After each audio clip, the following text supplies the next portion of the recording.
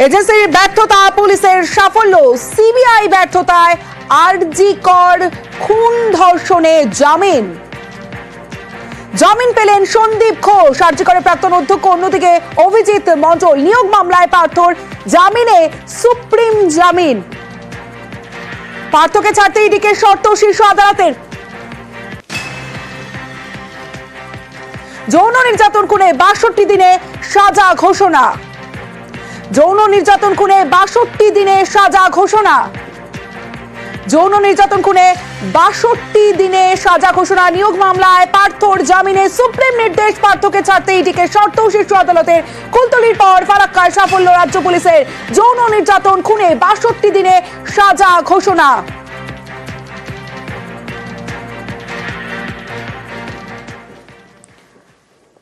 যেমনটা আপনাদের বলছিলাম, আজ সারাদিনে 3টি ঘটনা এবং 3টি ঘটনাক্রমে আপনাদের দেখাবো। প্রথমে দেখাবো সন্দীপ ঘোষ। 9 আগস্ট আরজি করে তরুণী চিকিৎসককে ধর্ষণ খুনের ঘটনায় যাকে অভিযুক্ত এবং সেই সন্দীপ ঘোষ যাকে গ্রেফতার করা হয়েছিল তাকে জামিন দিল আদালত। আরজি করে ধর্ষণ খুনের মামলা টালা থানার প্রাক্তন ওসি অভিজিৎ মণ্ডলেরও জামিন দেওয়া হয়েছে শিয়ালদা আদালতে। জামিন। সন্দীপ অভিজিতের বিরুদ্ধে চার্জশিট দিতে পারেনি গ্রেফতারের 90 দিনে। সরাসরি চলে যাবো, আমার সঙ্গে রয়েছে আমার প্রতিনিধি অমিত সরকার রয়েছে, অমিতের সঙ্গে কথা বলবো। অমিত, এখানেই প্রশ্ন আসছে যে কেন্দ্র এজেন্সি যখন মামলাটা নিজেদের দায়িত্বে দিল, সিবিআই তদন্ত শুরু হলো, সেখানে 90 দিনেও কেন চার্জশিট দিতে পারলো না?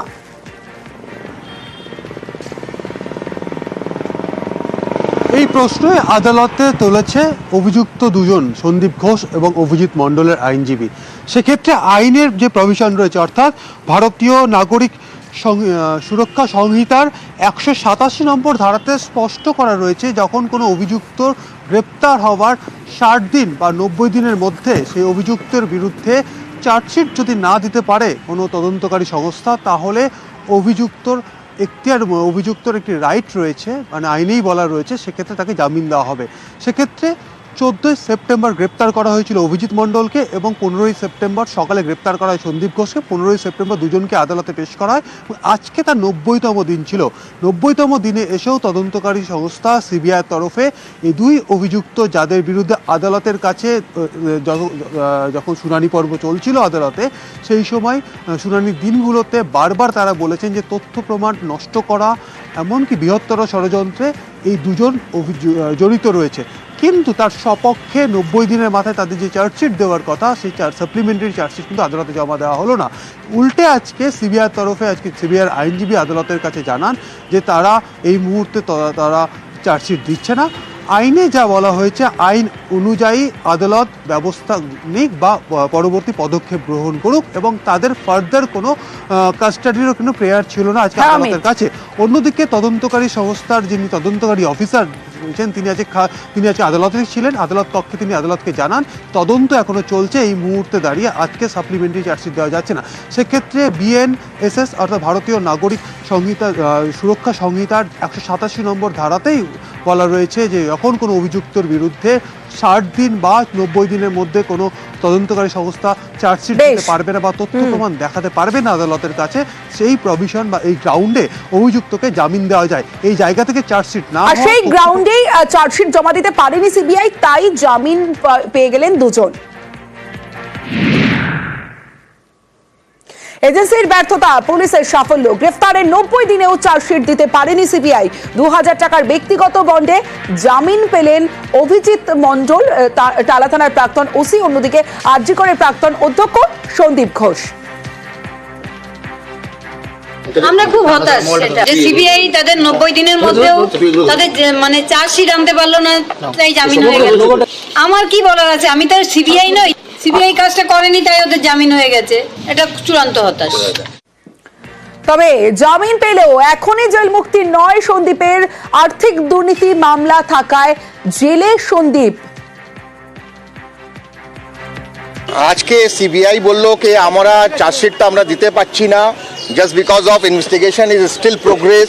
আমাদের চার্জশিটটা রেডি হয়নি, 90 days আমাদের কমপ্লিট হয়ে গেছে, statutory period is over, so the court has been granted the bail. বেলের কন্ডিশন আছে, তো কন্ডিশন এটাই আছে কি as and when call for, যখন ডাকবে তখন যেতে হবে। আজকে বেল হয়ে গেছে, আজকে উনি বেরিয়ে যাবেন।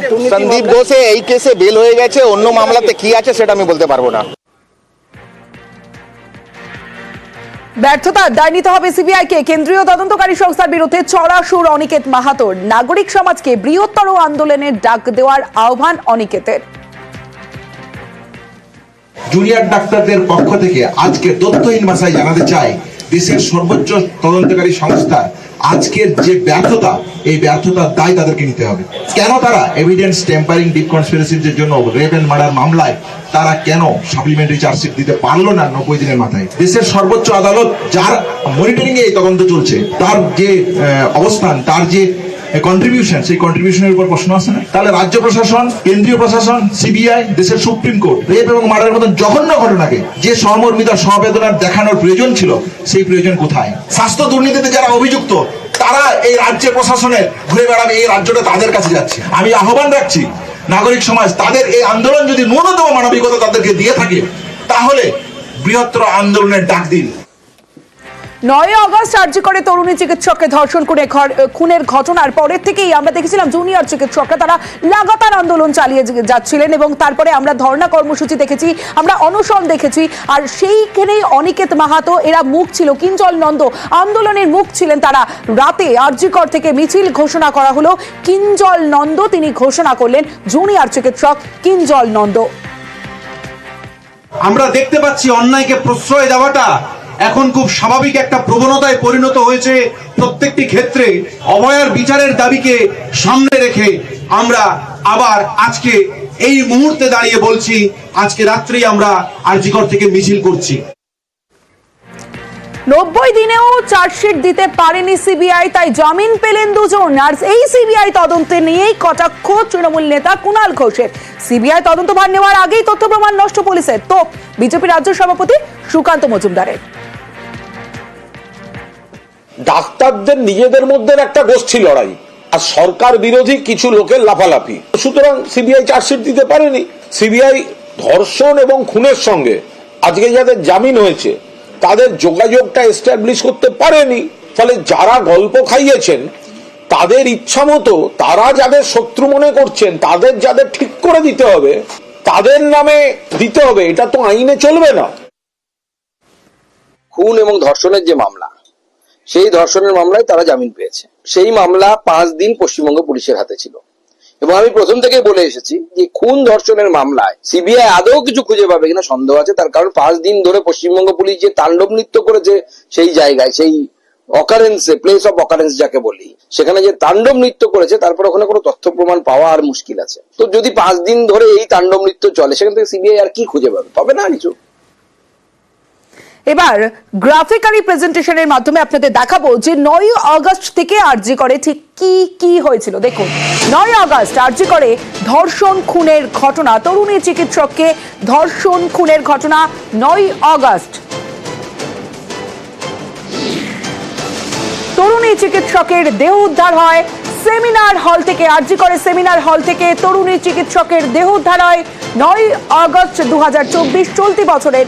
এবং 9 আগস্ট তদন্তে কলকাতা পুলিশের সিপি, তৎকালীন সিপি সেখানে পৌঁছে যান। 9 আগস্ট তদন্ত শুরু করে কলকাতা পুলিশ আরজি করের তরুণী চিকিৎসকের যে খুন ধর্ষণের ঘটনা। 9 আগস্ট তদন্তে টালা থানার ওসি অভিজিৎ মণ্ডল তিনিও ঘটনাস্থলে যান, সমস্ত বিষয় খতিয়ে দেখেন, তদন্ত শুরু করেন অভিজিৎ মণ্ডল।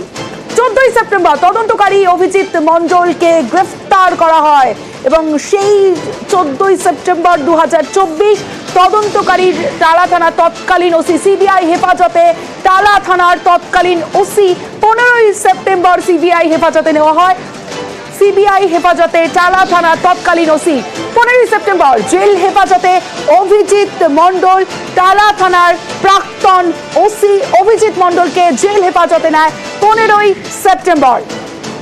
13 ডিসেম্বর, আজ 13 ডিসেম্বর 2024 জামিন পেলেন অভিজিৎ মণ্ডল।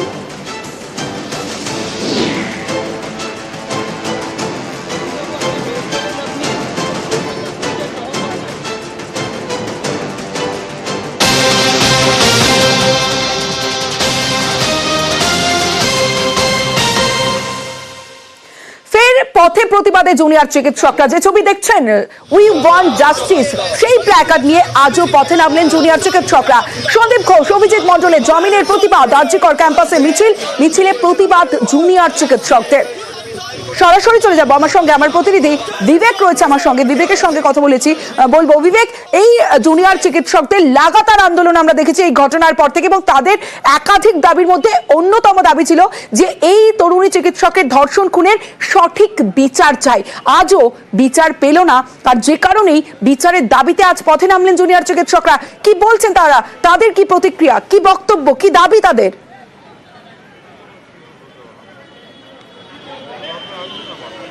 দেখো, প্রায় 5 মাসের কাছাকাছি সময় কেটে গেছে এবং এই মুহূর্তে আমি দাঁড়িয়ে রয়েছি সেই ঘটনার এপিসেন্টার অর্থাৎ আরজিকর মেডিকেল কলেজে। এবং যেটা তুমি বলছিলে যে বিচার পেলেন না, কার্যত তারা কিন্তু ক্ষোভ উগরে দিচ্ছেন এবার সেই তদন্তকারী সংস্থা, যে তদন্তকারী সংস্থার তদন্ত নিয়ে তারা এতদিন ধরে রীতিমতো আশা করেছিলেন, কেন্দ্রীয় তদন্তকারী সংস্থার তদন্ত দাবি করেছিলেন তারা একটা সময়। সেই সিবিআই এর তদন্ত প্রক্রিয়া নিয়েই কিন্তু এবার তারা প্রশ্ন তুলছেন। তারা রীতিমতো এখন তাদের গলায় একদিকে যেরকম ক্ষোভ, অপরদিকে বিরক্তি, অপরদিকে হতাশার মিশেলে। কারণ 90 দিন পরেও যে তথ্য প্রমাণ লোপাটের মামলা চলেছে, অর্থাৎ সন্দীপ ঘোষ এবং তালা থানার প্রাক্তন ওসি অভিজিৎ মণ্ডলের বিরুদ্ধে এই সিবিআই একাধিক সময়ে যে সমস্ত তথ্য প্রমাণ আদালতে পেশ করেছে বা বক্তব্য রাখার চেষ্টা করেছে, তাতে জুনিয়র ডাক্তারদের একটা বড় অংশ এবং আন্দোলনকারী ডাক্তারদের একটা বড় অংশ তারা দাবি করছেন যে তাদের মনে হয়েছে যে এই সংক্রান্ত বিষয়, অর্থাৎ তথ্য প্রমাণ লোপাট সংক্রান্ত বিষয়ে রীতিমতো তারা গর্হিত অপরাধ করেছেন। কিন্তু আজকে 30 দিন পরেও এই সংক্রান্ত বিষয়ে কোনো সাপ্লিমেন্টারি চার্জশিট না দিতে পারা, এবং আদালতে দাঁড়িয়ে ইনভেস্টিগেটিং অফিসার তিনি বলছেন যে আরও তদন্ত প্রক্রিয়া চলছে। ফলে সেই জায়গায় দাঁড়িয়ে এই দীর্ঘসূত্রিতা এবং যে কারণে আজকে এই দুজনই এই মামলাতে অন্তত একদিকে অভিজিৎ মণ্ডলের জেল মুক্তি ঘটেছে এবং অন্য মামলাতে যেহেতু জেলবন্দি রয়েছে, কিন্তু এই মামলাতে অন্তত সন্দীপ ঘোষের জামিন হয়েছে। ফলে সেক্ষেত্রে তারা রীতিমতো হতাশাগ্রস্ত এবং তারা এখন শেষ একটা তাদের আশার জায়গা রয়েছে আগামী মার্চ মাসে। তাদের দাবি যে মার্চ মাসে যে সুপ্রিম কোর্টে এই বিষয়ে আবারও শুনানির দিন ধার্য করা হয়েছে, তারা এখন সুপ্রিম কোর্টের দিকে তাকিয়ে রয়েছেন এবং তারা আরও বলছেন যে তারা কিন্তু এখনো আন্দোলনের পথ থেকে সরে আসছেন না। এই ঘটনায় তারা এর পরবর্তীকালে তারা কি পদক্ষেপ করবেন সেই নিয়ে এই মুহূর্তে এই আরজিকর প্রেমিসিসেই তারা কিন্তু নিজেদের মতো করে West Bengal junior doctors front, তাদের যারা সদস্যরা রয়েছেন আন্দোলনকারী ডাক্তার এবং তাদের যারা অর্থাৎ জুনিয়র চিকিৎসকদের বৈঠক রয়েছে, সেই বৈঠক থেকে তারা তাদের পরবর্তী কর্মসূচি কি করবেন, তারা কোন পথে যাবে, তাদের কর্মসূচি, সেই বিষয়ে তারা আলোচনা করবেন। অবশ্যই আমাদের নজর থাকবে। বিবেক, যে ছবি আপনারা দেখলেন, আজও পথে জুনিয়র চিকিৎসকরা এবং তদন্তের সঠিক বিচারের দাবিতে। অন্যদিকে আপনাদের দেখায় জেল মুক্তি অভিজিৎ মণ্ডল, টালা থানার প্রাক্তন ওসি জেল মুক্তি হলো এবং আজ শিয়ালদা কোর্ট থেকে মুক্ত টালা থানার প্রাক্তন ওসি অভিজিৎ মণ্ডল। টালার প্রাক্তন ওসি আজই আরজিকরে ধর্ষণ খুন মামলায় জামিন পান অভিজিৎ মণ্ডল। সরাসরি চলে যাব, ইরন রায়বর্মন রয়েছে আমার সঙ্গে, ইরনের সঙ্গে কথা বলবো। ইরন, অভিজিৎ মণ্ডল তিনি জেল মুক্তি হলো, জামিন পেলেন, তিনি যখন তিনি ফিরলেন বা কোর্ট থেকে বেরোলেন তার বডি ল্যাঙ্গুয়েজ কেমন ছিল, সংবাদ মাধ্যমের সামনে কোনো কি প্রতিক্রিয়া তিনি দিয়েছেন?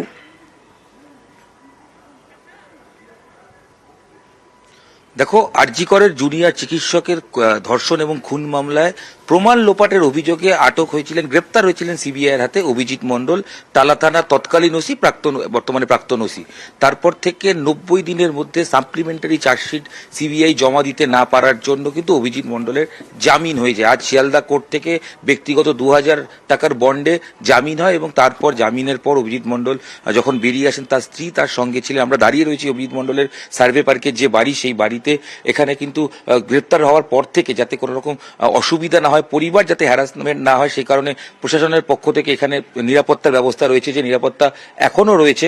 অভিজিৎ মণ্ডল ঠিক 7:30টার সময় এখানে আসেন, যদিও সংবাদ মাধ্যমের সঙ্গে তিনি কোনো কথা বলতে চাননি। তাকে যখন নিয়ে আসা হয়, পুলিশ কিন্তু তৎপরতার সঙ্গে নিয়ে আসেন তাদের সহকর্মীকে এবং সেখানে রীতিমতো গাড়ি করে শিয়ালদা কোর্ট থেকে আসার পর বাড়ির সামনে সংবাদ মাধ্যম থাকার কারণে সেখানে রীতিমতো মাথা ঢেকে, মুখ ঢাকিয়ে সেখানে বাইক করে নিয়ে প্রবেশ করানো হয়। তার সঙ্গে কথা বলার চেষ্টা করা হলো, তিনি কোনো রকম প্রতিক্রিয়া দেননি।